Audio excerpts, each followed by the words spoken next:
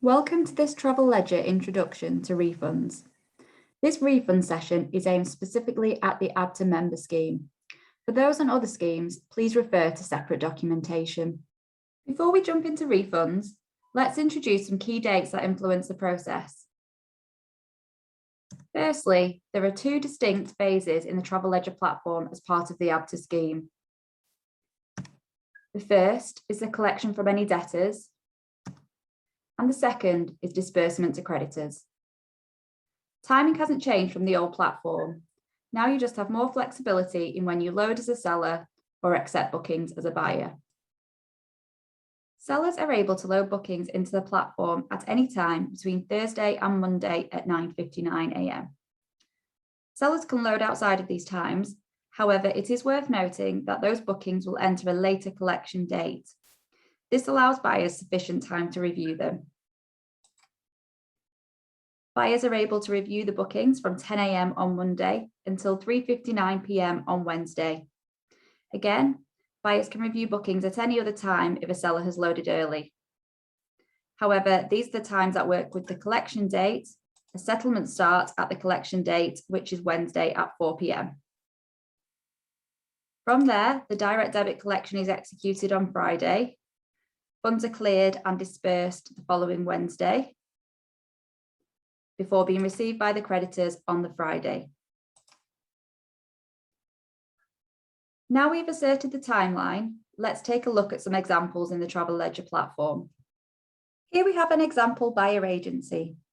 As you can see, they have a number of transactions to review from 3 different sellers: Seller 1 Limited, Seller 2 Limited, and Seller 3 Limited. Let's take a look at these individually. First up, we have Seller 1 Limited. Seller 1 Limited have committed 3 bookings to our buyer agency.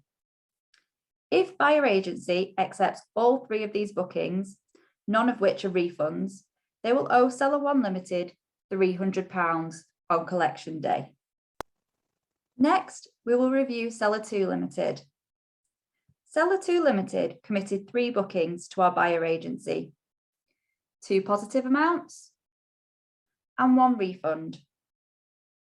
As you can see, these bookings total £140, leaving our buyer as a debtor and owing Seller 2 Limited £140 on collection day. Lastly, we have Seller 3 Limited. Seller 3 Limited committed 3 bookings to our buyer agency, 1 positive amount and 2 refunds. As you can see, the bookings total minus £100. This leaves our buyer as a creditor. Seller 3 therefore owes the buyer £100. This means that no funds will be collected from the buyer, and the £100 will be collected from the seller on the Wednesday collection day and dispersed back to the buyer the following Friday. To summarise, let's take another look at our process timing. If a buyer is overall in debit and still owes the seller money, as with example 2, funds will be collected from the buyer on a Wednesday and finally dispersed to the seller by the following Friday. If a buyer is in overall credit with the seller, as with example 3, the funds will be collected from the seller on the Wednesday collection day and dispersed to the buyer by the following Friday. In summary, the refund process has changed to make sure funds for refunds are always available and clear.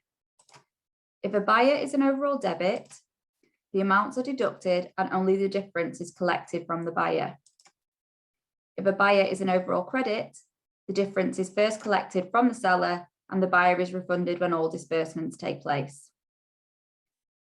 For more help and support with refunds, please visit help.travelledger.org.